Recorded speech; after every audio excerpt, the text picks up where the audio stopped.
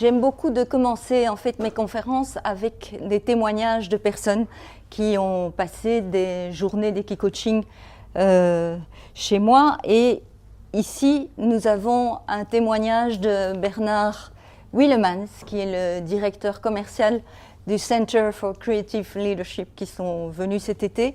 Et là, il témoigne en fait de sa prise de conscience, de sa frustration, quand il s'est trouvé face à une jument sans outils et sans piste pour pouvoir la faire bouger, et de se rendre compte que finalement c'est ok, c'est pas grave. Tout ce qu'il faut, c'est continuer d'essayer, et ça lui a permis de pouvoir faire des liens avec son quotidien professionnel, la vraie vie. Le cheval n'était pas une fausse vie non plus, hein. Alors, je me présente, je suis Florentine Vantil, je suis Equicoach depuis 2008. Je pratique de manière professionnelle depuis 2008. En 2011, j'ai créé, comme l'a dit Isabelle, une école pour aider les personnes à avoir une méthodologie et une structure pour devenir Equicoach. Et ma spécialité, on va dire, c'est d'accompagner les personnes dans les complications du changement et dans la sublimation de leurs compétences relationnelles. Alors pourquoi les compétences relationnelles ? Eh bien parce qu'il y a des études qui ont largement démontré ces derniers temps, et ça crée de grosses inquiétudes auprès des scientifiques, que la communication via les SMS, les tweets et les emails, en fait, ça nous permet d'incendier notre collègue, d'incendier le pays voisin, hein, comme certains, ou de swiper vers la droite quand il y a une tête qui ne nous revient pas. Et en fait, finalement, ça nous coupe de notre essence même de notre humanité, c'est-à-dire ça nous coupe de notre empathie.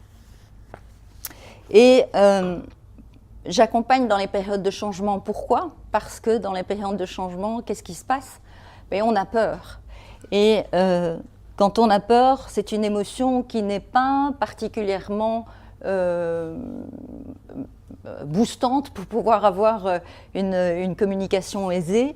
On va perdre confiance en soi quand on a peur. On va manquer d'assertivité quand on a peur. On va perdre son leadership. Il y a le stress qui va monter en pression. Et qu'est-ce qui se passe ? Ben, c'est qu'on va on perd nos moyens et quelquefois on va perdre carrément nos équipes.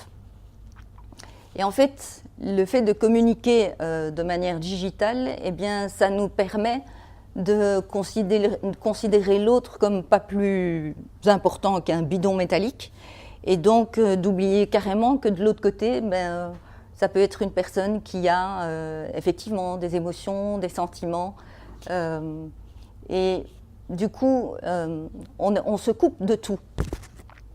Alors pourquoi les chevaux, vous allez me dire ? Eh bien, parce que les chevaux, ils ne lisent pas leur SMS. Plus sérieusement, les chevaux restent en lien avec leur environnement. Ils restent en lien avec la nature. Et le fait comme ils restent en lien avec la nature, quand vous arrivez près d'un cheval et que vous voulez lui demander de bouger, il faut que vous incarnez la confiance en vous, que vous soyez motivé, que votre communication soit cohérente, que vous ayez une vision claire de là où vous voulez aller. Et sans ça, en fait, le cheval, il va pas vous suivre. Il ne va pas croire en votre motivation. Et en fait, le fait de pouvoir être suivi par un cheval en liberté, ça va vous redonner confiance en vous, ça va vous redonner de l'assertivité, le stress va baisser, ça va vous permettre d'être beaucoup plus concentré et surtout, ça va vous reconnecter avec la joie de la réussite par rapport à quelque chose que vous ne pensiez pas réalisable. Les chevaux, en fait, ils nous apprennent une autre forme de vision. Et en termes de vision, je vais vous demander de mettre vos deux index en face de vous, en face de vos yeux, et de les éloigner petit à petit de chaque côté de votre tête et de me dire jusqu'où vous voyez vos index.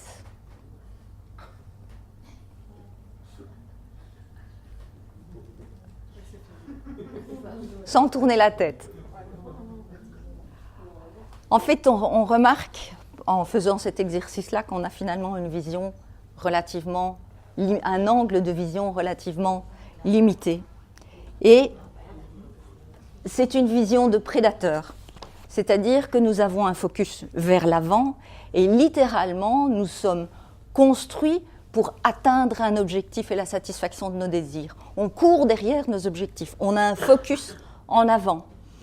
Et ce qui se passe, c'est quand on est en stress, c'est que ce focus se rétrécit encore plus. On est vraiment avec une vision en tunnel et on ne voit plus rien de ce qui se passe autour de nous. Et je voudrais vous partager une expérience d'une de mes stagiaires cet été. C'est qu'elle voulait qu'un cheval particulier, Tchekhov pour ne pas le nommer, vienne vers elle. Et le cheval était à 3-4 mètres devant elle. Et elle dit, pour valider mon objectif, je veux que ce cheval vienne vers moi. Et en fait, le cheval ne bouge pas. Et je vois qu'elle n'est pas bien à l'intérieur d'elle. Il y a des trucs qui sont un petit peu compliqués. Et puis, petit à petit, il y a son émotion qui monte. Elle est presque prête à pleurer. Et il y a un autre petit cheval, une petite jument qui vient se mettre là juste à côté d'elle. Et avec une attitude un peu contenante, comme ça, très maternante. Et elle est là, elle continue à pleurer, à sangloter. Et je lui dis, qu'est-ce qui se passe? Elle me dit, mais il ne vient pas. Mais je dis, ça, je vois qu'il ne vient pas. Mais qu'est-ce que tu vois d'autre? Je dis, je ne vois rien. Et puis ça commence à... Vraiment, elle est presque en crise de nerfs. Et je lui dis, oh, doucement, cite-moi 5 choses que tu vois dans ton environnement. Et elle me parle du ciel, elle me parle du sol, elle me parle du cheval qui ne bouge pas en face d'elle, d'un mur, d'une barrière qu'il y avait sur le côté. Et j'ai dit, tu vois rien d'autre? Elle me dit, non. Le cheval ne veut pas venir. Et je m'écarte un peu et je dis, il y a Ashnan qui est là, à côté de toi, depuis 5 minutes. Elle ne l'avait littéralement pas vue. Ça veut dire que quand on est en stress, on peut même ne pas voir un cheval. Alors d'accord, elle était plus petite que l'autre cheval, mais en même temps, c'est impressionnant de voir à quel point on peut gommer des choses du paysage, tellement notre focus est vers notre objectif. Et en fait, les chevaux nous invitent à avoir une autre vision. Déjà, fondamentalement, ils sont différents de nous. Ils ont les yeux de chaque côté de la tête, ce qui leur permet de voir en avant, en arrière et sur les côtés. Mais ils voient tous les détails de l'environnement. Mais vraiment, ils prennent tout en compte. Pourquoi? Mais parce que ça leur permet de trouver la porte de sortie plus facilement face à un prédateur. En fait, ce qu'ils nous apprennent surtout fondamentalement, c'est que nous, quand nous voulons quelque chose, on va d'un point A à un point B en ligne droite, on va vite, et quand on va vite, on est dominant. Eux, ils vont nous apprendre à prendre des chemins de traverse, à voir d'autres choses, et fondamentalement, ils ne vont pas en ligne droite, ce qui veut dire que ce qui n'est pas important pour eux, ce n'est pas la destination, c'est le chemin. Et ils nous l'apprennent vraiment profondément dans notre ressenti. Alors c'est vrai, j'aurais pu venir à cheval. D'ailleurs, cela m'a été posé comme question avant la conférence. Ça aurait demandé une autre organisation, à l'hôtel aussi d'ailleurs, parce qu'il aurait fallu, je pense, ça aurait demandé d'avoir du foin, de la paille, etc. Ça aurait été un drôle d'événement. Mais en préparant cette conférence, je me suis posé la question de, au fond, qu'est-ce que je fais de mon temps? Et de mon temps, j'essaye de mettre un maximum de choses. Nous sommes devenus multitâches. On essaye de remplir un maximum notre temps. Et en fait, apprendre, si ça veut bien, à négocier avec un cheval en liberté, ça va nous mettre en réflexion par rapport à notre obligation de résultat, par rapport à notre niveau de stress et de frustration, par rapport à notre sentiment d'impuissance et notre facilité à nous couper de la relation, principalement quand on est en stress, et notre aisance à utiliser la domination. Et quand on est en stress, on a 3 types de réactions. On va utiliser l'agression, le combat, on va utiliser le déni, on va utiliser l'immobilisme. Et curieusement, ironiquement, ces différents aspects sont purement animaux, mais nous sommes en même temps complètement déconnectés de la nature. Et en fait, aujourd'hui, le cheval, il nous invite à nous reconnecter à notre humanité. Ils sont là depuis la nuit des temps pour nous accompagner.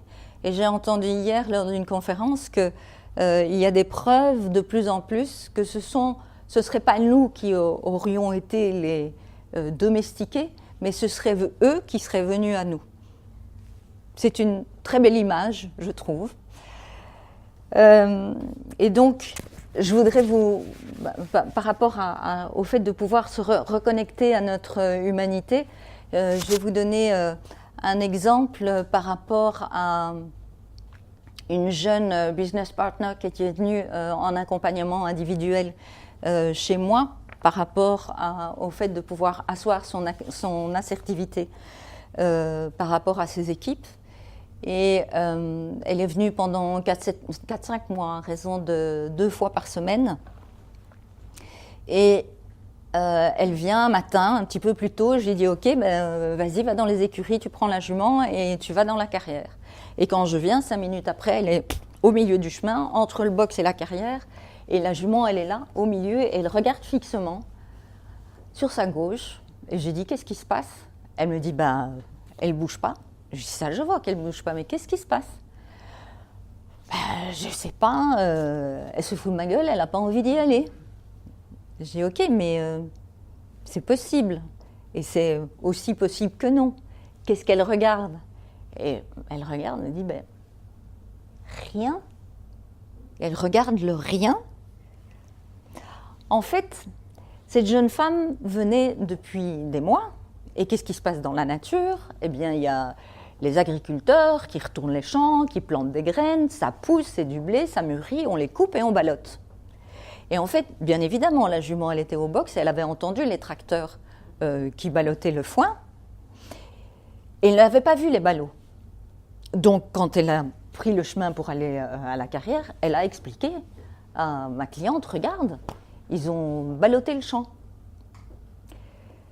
De définir que l'autre, se fout de votre gueule parce qu'il a une attitude que vous ne comprenez pas, ou qu'on ne voit rien nous, on ne voit rien nous, ça ne veut pas dire que l'autre ne voit pas quelque chose. Et c'est ça tout le problème de l'empathie, c'est de considérer la non-empathie, c'est de considérer l'autre comme un idiot parce qu'il n'a pas la même vision que la nôtre. Ce qu'il faut bien se rendre compte ici, dans ces 2 exemples que j'ai donnés, c'est que on s'est coupé de la nature, on s'est coupé de notre nature. On n'est plus capable de voir les changements de notre environnement. Or, aujourd'hui, il faut bien admettre que notre environnement, il est en train de changer. Et si nous ne changeons pas, c'est l'environnement qui change. Et quand l'environnement change, c'est très, très inconfortable et ça peut même être extrêmement violent. Et pour le moment, on est vraiment en plein dedans. Et en fait, nous nous sommes coupés de notre empathie et de notre humanité avec Descartes, il y a environ 4 siècles, quand il a déterminé que seul le maître est le possesseur de la nature. À partir de là, on a considéré le monde comme une machine et on l'a traité ni plus ni moins comme une machine. Et donc on s'est autorisé de piller, de détruire autour de nous. Et en fait, ce qu'on ne supporte pas, si on est bien honnête, et avec les chevaux c'est exactement la même chose, ce qu'on ne supporte pas, c'est de se sentir vulnérable. on se prétend être tout puissant, et ce que l'on veut, et avec les chevaux c'est exactement la même chose, ce qu'on veut c'est contrôler, c'est avoir le contrôle des choses. Or la vie c'est le mouvement, et les chevaux nous apprennent que c'est le mouvement. Et en fait un cheval, il ne peut pas accepter de vous suivre si vous n'êtes pas capable de voir qu'il y a des changements dans l'environnement. Ça veut dire que vous n'êtes pas capable éventuellement de maintenir sa propre sécurité, mais peut-être pas la vôtre non plus. Et donc ce qui va se passer, c'est lui qui va décider pour sa propre sécurité. De toute façon, il a la force pour lui. Et donc, en fait, quelque part, pouvoir découvrir d'avoir confiance en soi, c'est accepter de lâcher cette notion de contrôle et de moins faire confiance à toutes ces techniques. Parce que c'est assez paradoxal, on fait plus confiance à tous nos outils techniques qu'à notre intuition. Or, je pense aujourd'hui que c'est notre intuition qui va nous permettre de nous reconnecter à la nature, à notre vraie nature.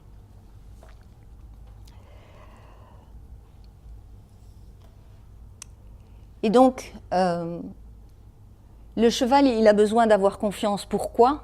J'ai parlé tout à l'heure de traiter le cheval comme un idiot. Il peut avoir peur, effectivement, d'une voiture ou d'un sac en plastique, parce que, en fait, tout ce que nous avons créé n'a aucun sens pour eux. Et ils considèrent le sac plastique ou la voiture comme étant une menace pour leur survie.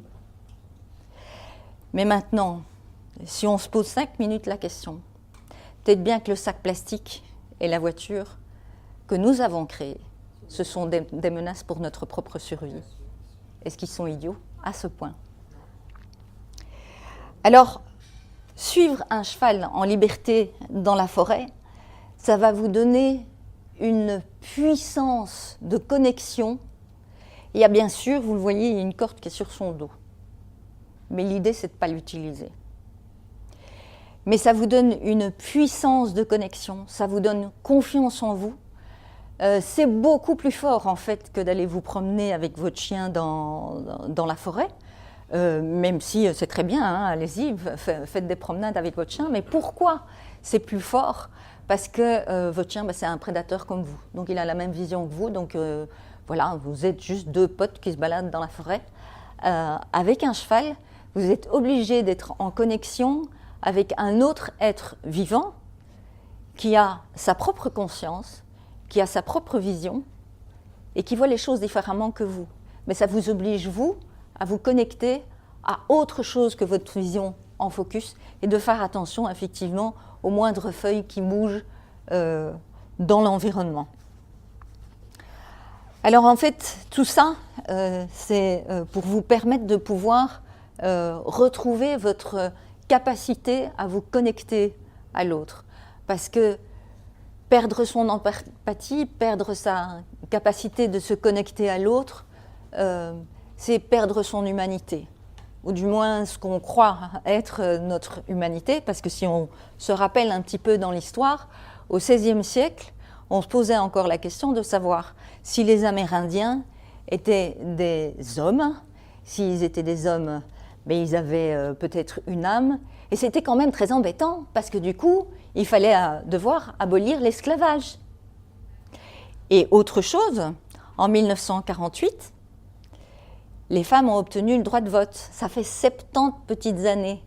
Au niveau de l'humanité, c'est quand même, de l'histoire de l'humanité, c'est quand même pas beaucoup. Et donc, au XXIe siècle, on peut se poser la question aujourd'hui de savoir si on a le droit de piller, détruire, polluer notre patrimoine commun et d'hypothéquer l'avenir de nos enfants. Et je pense que les chevaux ont réellement quelque chose à nous apprendre. En fait, j'ai lu il y a peu qu'on avait toutes des raisons de s'inquiéter des propos de M. Trump au travers de son compte Twitter, parce que des cerveaux qui étaient exposés de manière permanente à des propos haineux se coupaient au niveau de leur empathie. Ça s'appelle en fait une désensibilisation. La désensibilisation, c'est ce qu'on utilise avec les chevaux depuis des siècles pour les rendre insensibles à un contexte qui leur fait peur. En fait, on ne se rend pas compte qu'en pratiquant cette méthode de désensibilisation, ça provoque un énorme stress chez eux. Nous sommes coupés de ça. On perpétue depuis des siècles des comportements, des méthodes qui en réalité devraient nous faire froid dans le dos. Et en partant de là, se dire que parce qu'on l'a toujours fait, on va continuer à le faire, moi ça ne m'étonne pas vraiment que des personnes comme M. Trump puissent être élu comme président des États-Unis, malgré tout le respect que je lui dois en tant qu'être vivant. Il représente quand même un réel danger pour notre humanité. Et en fait, la vérité aujourd'hui, c'est que nous avons perdu notre liberté. On a perdu notre liberté d'agir, notre liberté de penser. On est dans une espèce de zone de confort avec des habitudes alimentaires, des habitudes vestimentaires. On voit les mêmes personnes et on fait les mêmes choses. Et tout ça est basé sur des comportements, des habitudes, certaines valeurs, en fait. Et en réalité, on oublie complètement qu'on est on est posé au milieu de la nature. Et on oublie complètement que nous sommes des mammifères. Et nous sommes des mammifères et les chevaux sont des mammifères. Ils sont des mammifères comme nous. Ils n'ont pas les mêmes besoins physiologiques que nous, bien évidemment, mais ils ont le même cerveau limbique et ils ont la même connexion neuronale des émotions que nous. Et donc, ils vont nous permettre de pouvoir grandir avec la nature et non contre ou sans elle. Et je pense qu'aujourd'hui, le monde de l'entreprise a une responsabilité dans cette dans cette mouvance, dans cette transformation. Et il y a des dirigeants, des cadres, des managers qui cherchent à trouver de nouvelles formes de pensée, qui vont dans des conférences, qui cherchent un peu à avoir des électrochocs, je dirais. C'est le cas, entre autres, c'est le principe de l'APM, l'Association pour le progrès du management, du GERM, qui est le groupe d'entraînement de réflexion au management d'entreprise, ou de CJD, qui est le comité des jeunes entreprises. Et à ce propos, j'ai eu l'honneur d'être invitée en Bretagne au CJD de la Côte d'Émeraude pour donner une soirée conférence dont le thème était « Quel type de leader êtes-vous » Et à l'issue de cette conférence, il y a eu un petit vote qui a été fait en direct et la question était qu'est-ce que vous attendez en fait d'un leader ? Et de manière totalement unanime, le mot « confiance » est revenu. Le leader, il doit nous inspirer confiance et il faut qu'il ait confiance en lui aussi. Et en fait, qu'est-ce que je vous ai dit par rapport aux chevaux ? C'est exactement la même chose. Et je dirais, je pense aujourd'hui que au-delà du leader, je pense que le message que les chevaux nous font passer, c'est qu'ils ont besoin d'authenticité. Et donc, cette authenticité, ça va nous offrir la possibilité d'avoir une nouvelle compréhension du monde. Et une nouvelle compréhension du monde, ça veut dire quoi ? Ça veut dire devenir adulte et responsable. Ça veut dire de pouvoir négocier plutôt que d'aller droit au conflit, de pouvoir renforcer des alliances ou de trouver d'autres formes de contrats. Et surtout aussi peut-être de retrouver le sens du désir et de la créativité que nous avons complètement perdu au profit de l'esprit de compétition, de rendement, du despotisme de l'urgence et de l'obligation de résultat. Et l'équicoaching, je pense, c'est un des moyens pour l'entreprise de remettre l'humain au milieu de ses préoccupations. Et qu'est-ce que l'équicoaching met en jeu, en fait? La possibilité de prendre ou de reprendre confiance en soi, de savoir ou d'apprendre comment inspirer confiance à l'autre, l'envie, découvrir comment donner envie, comment faire bouger, donner de la motivation dans la relation, le respect de la liberté de l'autre, parce que l'autre a toujours le choix. La bienveillance et le respect à l'égard du vivant, le maintien de la relation, même s'il y a un désaccord. On peut rester en relation même si on est en désaccord.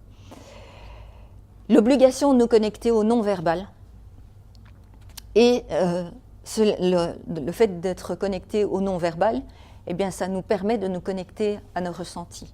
Il y a des études qui ont été menées par l'université de Berkeley sur 40 années ou sur des personnes ayant un même diplôme. Celles qui avaient réussi brillamment 40 ans plus tard étaient celles qui avaient reçu ou acquis dans leur famille une capacité de la lecture du langage non verbal de l'autre. Tout diplôme confondu, de l'autre côté, il fallait apprendre et du coup la réussite était moins évidente. Alors, la communication du cheval versus la communication de l'humain, eh bien les chevaux, ils n'ont pas peur du jugement de l'autre.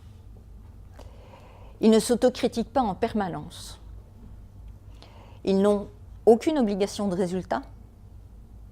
Ils n'ont aucun lien de subordination. Ils sont naturellement bienveillants et généreux. Ils donnent du feedback constamment. C'est vraiment quelque chose qui est capital dans une relation. Toutes les positions hiérarchiques leur conviennent, parce que pour eux, ça leur est complètement égal. Et ils s'autorisent des familiarités. Quand je dis ça, s'autoriser des familiarités, je veux dire par là que si moi, je vais aller poser ma tête sur l'épaule d'un de mes clients, ça va prêter à confusion. Par contre, si le cheval va déposer son museau dans le cou d'un client, ça va être juste et la prise de conscience va être énorme. Sans qu'il ait nécessairement, et c'est ce que j'aime beaucoup dans l'équicoaching aussi, c'est que c'est extrêmement pudique. Le client n'est pas obligé de raconter à ciel ouvert sa prise de conscience. Il la garde pour lui et repart avec sa propre prise de conscience. En conclusion, puisque j'avais parlé de cheval ou digital, les chevaux nous enseignent la subtilité d'une communication qui est réelle et juste. Le digital, c'est un merveilleux moyen de communication si cette subtilité peut y être appliquée. Or, il y a quand même un bémol, c'est que quand on veut communiquer vite et diffuser largement, l'essentiel, c'est de garder à l'esprit que de l'autre côté, il y a un être vivant. Je vous remercie de votre écoute et je reste à votre disposition si vous avez des questions.